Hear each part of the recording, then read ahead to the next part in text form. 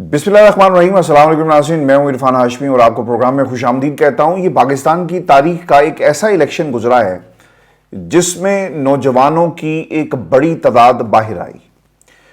और उन्होंने अपना हक राय दही का इस्तेमाल करते हुए इमरान खान को अपना लीडर चुना है और बंद कमरे के फैसलों के खिलाफ ये फैसला दिया। वो ताकतें जो बंद कमरों में बैठकर पाकिस्तान की तकदीर के फैसले करती रही, उन फैसलों के खिलाफ पाकिस्तान का नौजवान अपना वोट लेकर पोलिंग स्टेशन पर गया और उसने इमरान खान को इस मुल्क का वज़ीर आज़म जो है वो मुंतखब किया। व्यूअर्स, ये एक आर्गूमेंट हो सकता है, ये उन तमाम लोगों का एक मौक़िफ़ हो सकता है जो पाकिस्तान तहरीक इंसाफ को सपोर्ट करते हैं या फॉलो करते हैं, लेकिन जब ऐसे सर्वेज जो मखसूस लोगों की तरफ से माजी में इमरान खान के खिलाफ करवाए गए हों, अगर वही इदारे इमरान खान के हक में बोलना शुरू कर दें तो इससे बड़ी दलील जो है वो कोई नहीं होगी। अब हुआ ये जी कि एक सर्वे सामने आ गया है और गैलप ने ये सर्वे करवाया जिसमें पाकिस्तान का जो नौजवान है वो इलेक्शन के हवाले से क्या सोचता है, इलेक्शन किस हद तक रिग किए गए, मैनिपुलेट किए गए, फॉर्म 45-47 की कहानी, और फिर पाकिस्तान का नौजवान इसे अपने अंदाज में क्या और किस तरह बयान करता है। व्यूअर्स, मैनिपुलेट करने की एक बात जो की गई, इसमें फिगर्स बहुत ही इंटरेस्टिंग है और गैलप ने तकरीबन 4000 के करीब नौजवानों से ये सवाल पूछा कि इलेक्शन के हवाले से आपकी क्या राय है और पाकिस्तान का नौजवान क्या कहता है। नौजवान के मुताबिक आम इंतखाबात में जिन्होंने पाकिस्तान तहरीक इंसाफ को वोट दिया उसके नंबर्स और फिर पुख्ता उम्र के लोग जिन्होंने दीगर जमातों को वोट दिया, इसमें आपको एक वाज़ेह फ़र्क नजर आएगा। यानी ट्रेंड ये था कि नौजवान पाकिस्तान तहरीक इंसाफ और पुख्ता उम्र के लोग जो हमेशा से एक ही किस्म के बयानिए को फॉलो करते आए, एक ही सोच को लेकर वो समझते रहे कि शायद हमारे बाप दादा ने एक जमात को वोट दिया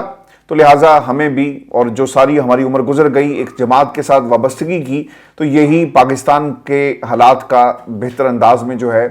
वो हल पेश कर सकता है। तो उस तादाद को अगर देखा जाए तो उन्होंने नून लीग को वोट दिया। जी, अब इन फिगर्स पे आ जाएं। 38% नौजवानों ने पाकिस्तान तहरीक इंसाफ और 22% ने पाकिस्तान मुस्लिम लीग नून और 15% ने पाकिस्तान पीपल्स पार्टी को वोट डाला। हालांकि वहां पर क्यादत जो है ना वो नौजवान क्यादत है और कैमोफ्लेज है जरदारी साहब की शक्ल के अंदर, जो मुल्क के अब दूसरी बार सदर जो है मुंतखब हो चुके हैं। लेकिन इसके बावजूद पाकिस्तान का नौजवान पीपल्स पार्टी के साथ नहीं खड़ा, पाकिस्तान का नौजवान मरियम के होते हुए पाकिस्तान मुस्लिम लीग नून के साथ नहीं खड़ा, वो पाकिस्तान तहरीक इंसाफ के साथ खड़ा है। और जिस तरह से जो जुल्म और बर्बरियत किया गया तहरीक इंसाफ के खिलाफ, नौजवान ये समझता है कि इनके साथ ज्यादती हुई और उसने अपने वोट की ताकत से इस ज्यादती के खिलाफ आवाज बुलंद की है। व्यूअर्स, आम इंतखाबात में नौजवानों का जो वोटर टर्न आउट था 2018 के इंतखाबात के मुकाबले में 11% रहा, यानी बढ़ गया। 18 से 29 साल की उम्र के 48% नौजवानों ने वोटिंग के जरिए अपनी राय का इजहार किया है, आवाज बुलंद की है कि इस मुल्क का वज़ीर आज़म सिर्फ इमरान खान है, बेशक तुम उसे जेल के अंदर फेंक दो, लेकिन फैसला पाकिस्तान का नौजवान जो है कर चुका है। इससे पहले जो रिपोर्ट्स आई फाफन की, पिल्डाट की, उन रिपोर्ट्स के अंदर भी इलेक्शन के मुनसिफाना होने के हवाले से मुतादिद सवालात उठाए गए और अब इस रिपोर्ट के अंदर भी संगीन जो डिस्क्रिपेंसीज हैं इसका जिक्र किया गया है। फॉर्म 45 और 47 के जरिए पाकिस्तान के इन इंतखाबात को धांधली जिस तरह हमने इसमें देखी और धांधली ज़्यादा जो है वो करार दिया गया है और दोनों ने इंतखाबात की साख पर सीरियस कंसर्न, जो सीरियस सवालात जो हैं उठाए हैं। व्यूअर्स, पाकिस्तान में नौजवान वोटर्स की तादाद कितनी है और फिर पाकिस्तान का नौजवान क्या सोच रहा है, मैं क्विकली इसके ऊपर आपके सामने फिगर्स रख दूं और फिर हम आगे बढ़ जाएंगे। पाकिस्तान में नौजवान वोटर्स कितने हैं? इलेक्शन कमीशन के मुताबिक इंतखाबात में 13 से 35 बरस के 5 करोड़ 70 लाख नौजवान, यानी 6 करोड़ नौजवानों ने जो वोटर्स इस वक्त रजिस्टर्ड वोटर्स मौजूद हैं। पाकिस्तान की 70% से ज्यादा आबादी ऐसी है जो 30 साल की उम्र से कम है और पाकिस्तान इन चंद वाहिद ममालिक में शुमार होता है जहां सबसे ज्यादा नौजवानों की आबादी है। लिहाजा नौजवान आज का 2024 में ये समझता है कि पाकिस्तान की किसी सियासी जमात के पास हुकूमत होने के बावजूद मैंडेट मौजूद नहीं है। ये हुकूमतें पॉपुलर फैसले नहीं कर सकती क्योंकि इनके पास पॉपुलर वोट बैंक जो पाकिस्तान के नौजवान के पास है वो मौजूद नहीं है। इसीलिए آپ کوشش تو کریں گے نا کہ یار 2-3-4 لوگوں کو نون لیگ میں ٹکٹ پر ان کو میدان میں اتارا جائے اور یہ شو کیا جائے، پوسٹ کیا جائے کہ ہم نے بھی نوجوانوں کو جو ہے اپنی پارٹی کے اندر ریپرزنٹیشن دی۔ لیکن ویورز یاد رکھیے گا، اگر جو کینوس ہے ووٹ بینک کا وہاں پر تبدیلی آ گئی اور 70% نوجوان اگر اس وقت میدان میں اور 6 کروڑ ووٹر اگر اس وقت موجود ہے یعنی رجسٹرڈ ووٹرز میں سے، تو یہ ایک ٹرانزیشن ہے جسے پاکستان کا سیاسی منظرنامہ گزر رہا ہے۔ خدا کے لیے اس کو سمجھیں، اگر وہ طاقتیں جو نہیں سمجھ رہی نا تو اچھا ہے کہ کچھ ہی برسوں کے اندر ان جماعتوں کا اپنے قائدین کے ساتھ صفایا ہونے والا ہے۔ یہ میں آپ کو بتا رہا ہوں اس لیے کہ یہ حقائق سیاسی جماعتوں نے انہیں پس پشت ڈال کر ان چہروں کو دوبارہ اقتدار میں بٹھا دیا جو پاکستان کے پاپولر ووٹ بینک کا حصہ نہیں ہے، وہ ایسے ووٹ بینک کا حصہ ہیں جو بند کمرے کی پیداوار ہے۔ ویورز آپ کو بتا دیں کہ عمران خان وزیر اعظم ہے، یہ پاکستان کے نوجوان کا فیصلہ ہے، اور اگر کسی کو یہ فیصلہ ناپسند ہے اور چاہے بھی تو اس فیصلے کو تبدیل جو ہے وہ نہیں کر سکتا، کیونکہ یہ ٹرانزیشن بھرپور طریقے سے آپ کو اس پولیٹیکل کینوس کے اوپر نظر آئے گی۔ ویورز آپ کو خبر یہ بھی دے دیں کہ پاکستان کی تاریخ کا ایک اور متنازع ترین صدارتی الیکشن بھی ہو چکا، جس میں آصف علی زرداری صاحب کے پی سے ہار گئے ہیں اور بلوچستان سے اچکزئی صاحب جو ہے ہار گئے، اور دونوں نمبرز مختلف کہانی جو ہے آپ کو سنا رہے ہیں، کیونکہ کے پی کے اندر پاکستان تحریک انصاف سنی اتحاد کونسل کی حکومت ہے، اسی لیے وہاں سے یہ سپورٹ انہیں نہیں ملی۔ اب جنرل الیکشن متنازع ہوئے اور پھر کمشنر راولپنڈی کا بیان الیکشن کو کس طرح رگ کیا گیا، اور پھر ویورز اس کے ساتھ ساتھ اسپیکر اور ڈپٹی اسپیکر کے الیکشن بھی متنازع ہو گئے ہیں۔ اور میں آپ کے سامنے نا جو اس وقت ایک متنازع ماحول کے اندر فگر سامنے آئی آصف علی زرداری صاحب کے حوالے سے، جو پاکستان کے 14th پریزیڈنٹ منتخب جو ہیں اس وقت ہو چکے ہیں۔ آصف علی زرداری صاحب کو پارلیمنٹ ہاؤس سے 255 ووٹ ملے، جبکہ سنی اتحاد کونسل کے امیدوار محمود اچکزئی صاحب کو 119 ووٹ جو ہیں ان کے حصے میں آئے۔ پنجاب اسمبلی سے آصف علی زرداری صاحب کو 246 ووٹ ملے، محمود اچکزئی کو 100 ووٹ جو ہیں صرف مل سکے۔ خیبر پختونخوا اسمبلی سے آصف علی زرداری صاحب ہار گئے اور انہیں یعنی محمود اچکزئی صاحب کو 91 جبکہ آصف علی زرداری صاحب کو 17 ووٹ ملے۔ بلوچستان اسمبلی سے آصف علی زرداری صاحب جو ہیں وہ جیت گئے اور محمود اچکزئی صاحب جو ہیں وہ وہاں سے ہار گئے، اور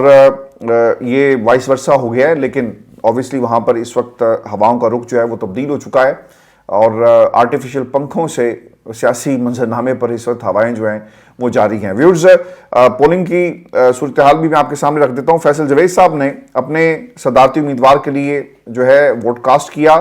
اور انہوں نے عمران خان کے حق میں نعرہ بھی لگایا، اور دوسری طرف جماعت اسلامی نے اس صدارتی انتخاب کا جو ہے وہ بائیکاٹ کیا ہے۔ سینیٹر علی ظفر صاحب نے اس حوالے سے کیا کہا، وہ یہ کہتے ہیں کہ صدارتی انتخاب متنازع ہے، تاہم احتجاجاً ووٹ کاسٹ کریں گے۔ ہم نے جمہوری عمل کے تحت الیکشن میں حصہ لینا ہے، جب تک مخصوص نشستوں کا فیصلہ نہیں ہوتا انتخابات جو ہیں متنازع ہوں گے۔ اور پھر انہوں نے الیکشن کمیشن آف پاکستان اور پھر سپریم کورٹ اور پھر باقی عدالتیں جہاں جہاں بھی ریلیونٹ فورمز ہیں وہاں پر جو ہے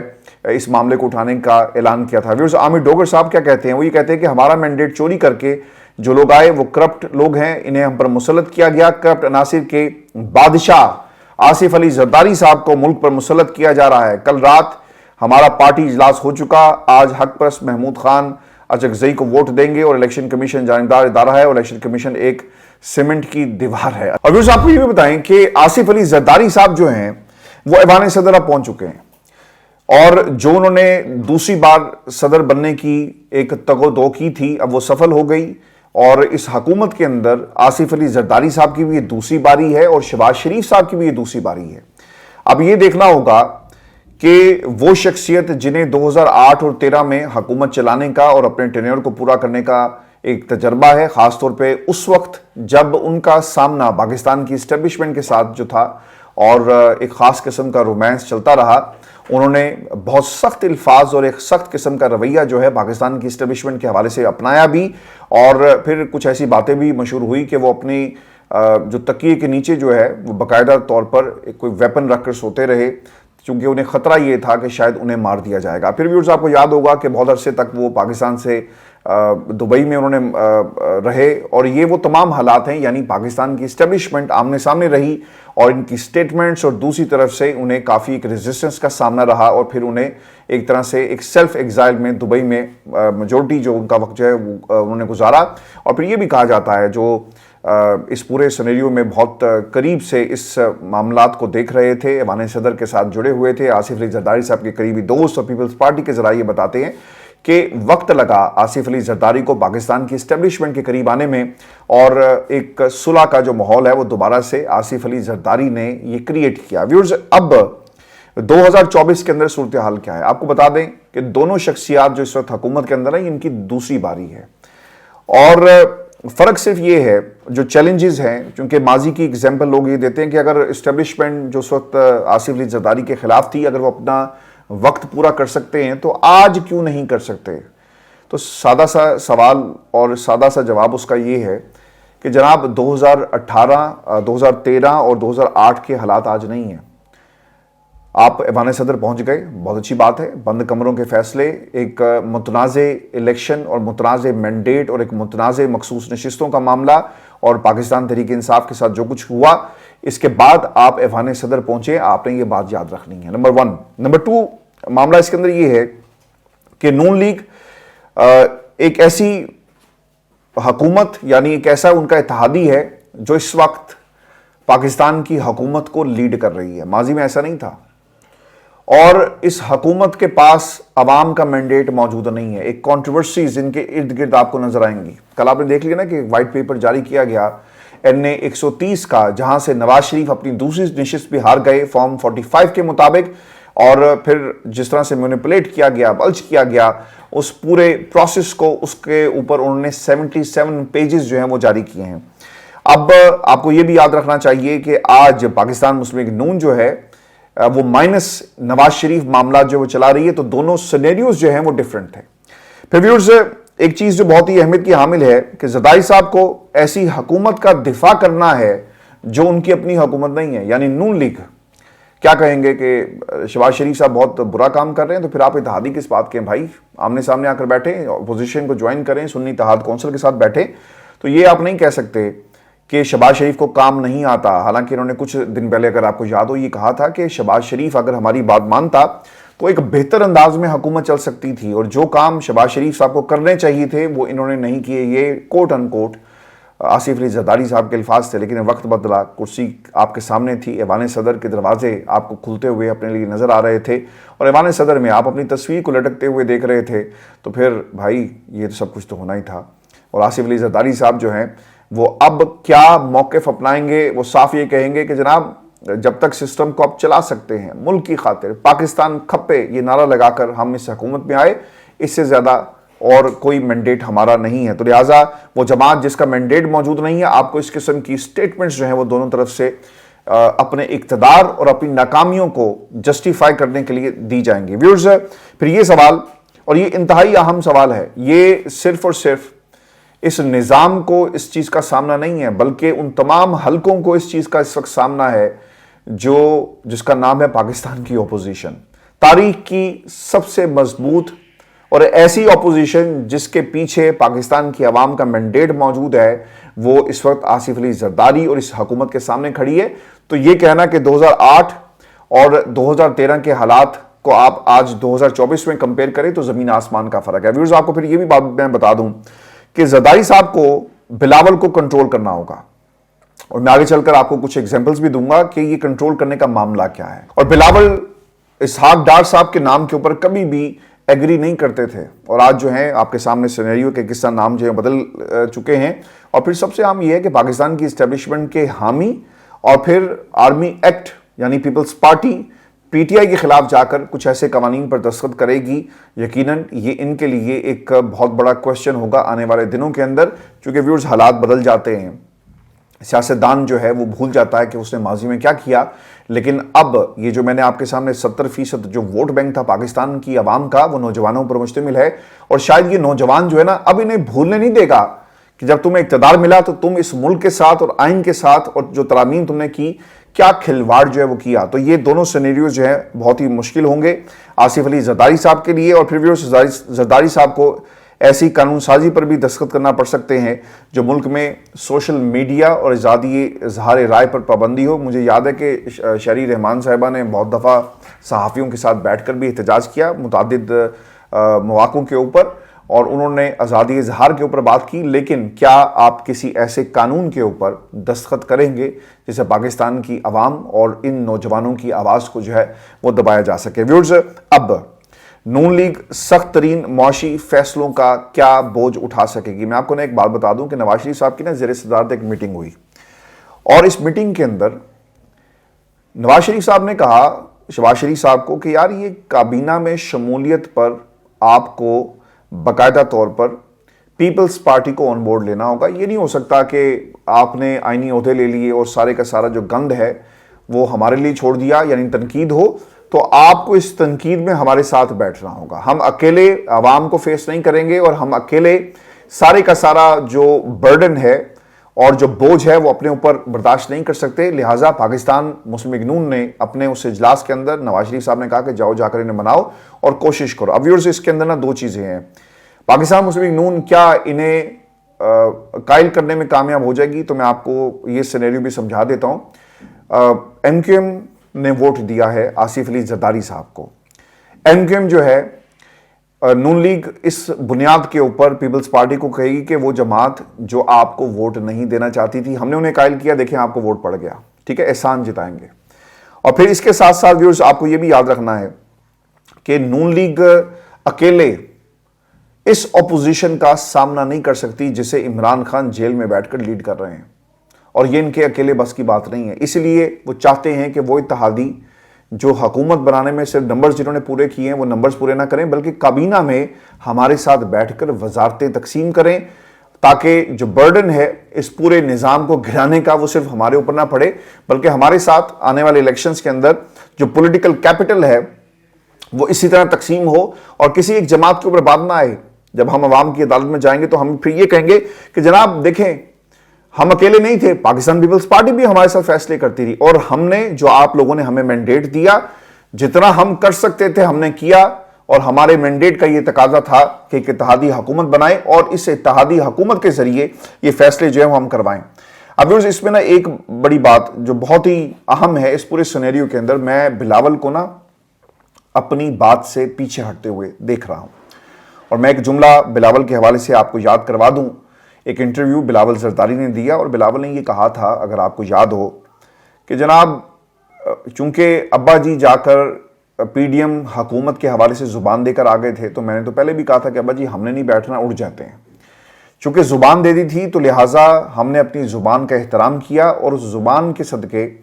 ہم نے اس حکومت کو قبول کیا. اور اب دوبارہ پتہ کیا ہوگا, آصف علی زرداری صاحب ایک بار پھر جو ہے وہ نون لیگ کو زبان دیں گے, اور بلاول کوئی نہ کوئی وزارت لینے میں کامیاب ہو جائیں گے, اور اسی بنیاد کے اوپر وہ دوبارہ آئیں گے کہ جناب ابا جی کیونکہ جا کر زبان دے آئے تھے, لہٰذا میرے پاس کوئی اور آپشن موجود نہیں تھا, نہ ہی ہم کسی سیاسی قیدی کو رہا کریں گے. آپ نے اگر گفتگو نہیں سنی تو یہ جملہ بھی میں آپ کے سامنے رکھ دیتا ہوں. مشاہد حسین سید صاحب جو ہے وہ بار بار کہہ رہے ہیں,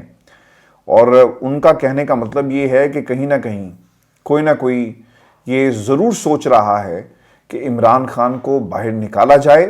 اور اس نظام کو اگر آپ نے چلانا ہے تو عمران خان اس نظام کے سب سے بڑے سٹیک ہولڈرز ہیں. اور ویورز یاد رکھیے گا کہ اس وقت آپ کو یہ جو زبردستی کا نکاح نظر آ رہا ہے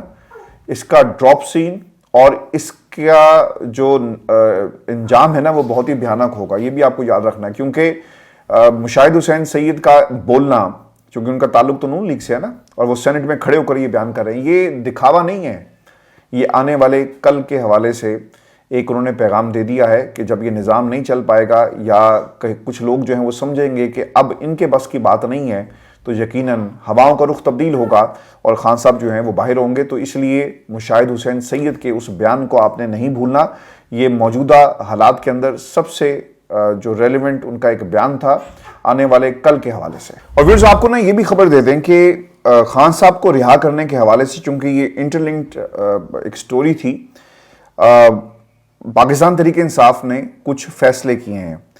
اور انہوں نے یعنی سینیٹر علی ظفر صاحب کی گفتگو کو اگر آپ سنیں اور اس کے ساتھ ساتھ دیگر لوگ جو اس وقت ایوان کے اندر موجود ہیں پارلیمان کے اندر وہ کیا کہہ رہے ہیں. علی ظفر صاحب نے یہ کہا جی کہ election commission P T I کے خلاف فیصلے کرتا آیا ہے. ہماری مخصوص نشستیں دیگر جماعتوں کو نہیں مل سکی. دوبارہ فہرستیں دینے کی کوئی قدغن جو ہے وہ نہیں تھی. ہم نے فیصلہ کر لیا ہے کہ ہر فورم پر آواز اٹھائیں گے. قانونی جنگ بھی لڑیں گے اور پارلیمنٹ میں بھی آواز اٹھائی جائے گی. دیگر جماعتوں کے ساتھ مل کر بھی بھرپور احتجاج کریں گے اور عمران خان کو رہا کریں گے. ملک میں قانون کا جس طرح سے مذاق بنایا جا رہا ہے. ہائی کورٹ فیصلہ کرتا ہے کہ عمران خان سے پی ٹی آئی کے رہنما کو ملنے دیا جائے. جیلر صاحب اجازت نہیں دیتے اور عدالتی احکامات کو ہوا میں اڑا دیا جاتا ہے. اور پھر چیئرمین سینٹ سے 10 ماہ کے بعد صدارتی الیکشن کے لیے سینیٹر اعجاز چودھری صاحب کے پروڈکشن آرڈر جو جس طرح سے جاری کیے گئے, لیکن اس پر بھی جیلر صاحب نے چیئرمین سینٹ کے آرڈر کو پاؤں کی جوتی کی